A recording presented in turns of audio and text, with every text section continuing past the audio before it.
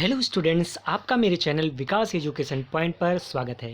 विद्यार्थियों, आज मैं आपको शिक्षा निदेशालय राष्ट्रीय राजधानी क्षेत्र दिल्ली द्वारा दी जाने वाली क्लास 8th के हिंदी विषय के व्याकरण भाग 2 के कार्यपत्रक 31 का अध्ययन करेंगे।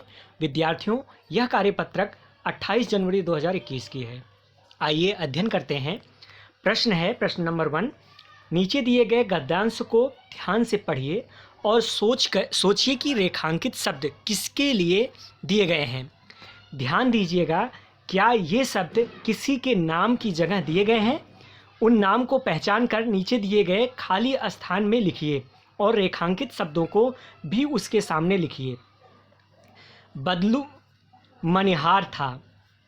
चूड़ियाँ बनाना उसका पैतृक पेशा था और वास्तव में वह बहुत ही सुंदर चूड़ियाँ बनाता था। उसकी बनाई हुई चूड़ियों की खपत भी बहुत थी। उस गांव में तो सभी स्त्रियां उनकी बनाई हुई चूड़ियाँ पहनती ही थी।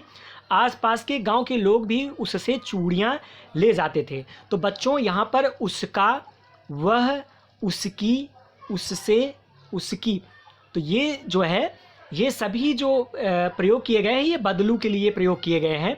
आइए इसमें आगे चलते हैं। तो इसमें लिखना है आपको, लिखना था तो क्या लिखेंगे बच्चों? उसका, वह, उसकी, उससे, इन सभी शब्दों का प्रयोग जो है बदलू के लिए किया गया है।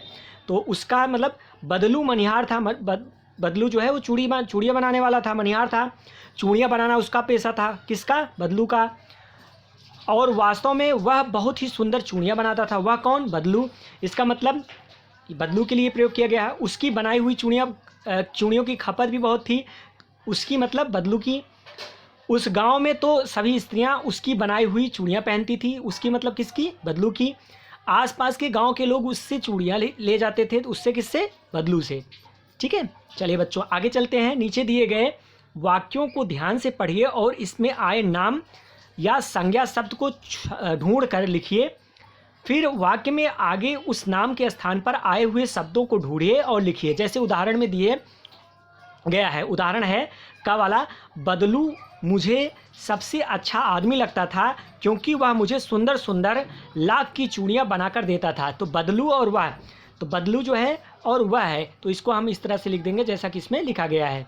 ठीक है, आगे बच्चों ऐसे ही खा ग और घ वाला क्वेश्चन का आंसर करना है। तो ये हो जाएगा, पत्रों का भाव सब जगह एक सा है, भले ही उसका नाम अलग हो।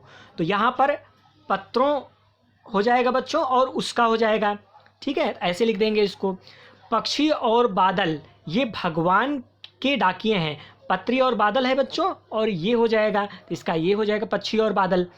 और अभी घा वाले में देखते हैं, अभी भी दबा है चिड़िया की चोंच में तिनका और वह उड़ने की तैयारी में है। तो वह जो है यहाँ पर चिड़िया के लिए प्रयोग किया गया है, तो इसलिए ये चिड़िया वह हो जाएगा। ठीक है, चलिए नेक्स्ट देखते हैं बच्चों आगे।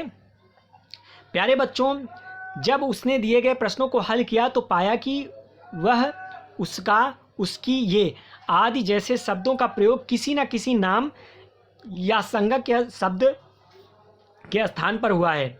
इस तरह जब किसी नाम या संज्ञा शब्द के बदले मैं, तुम, हम, आप, वह, उसका आदि जैसे शब्दों का प्रयोग किया जाता है तो उन शब्दों को सर्वनाम कहते हैं। यानी सर्वनाम वे शब्द होते हैं जिनका प्रयोग संज्ञा के स्थान पर होता है, किया जाता है।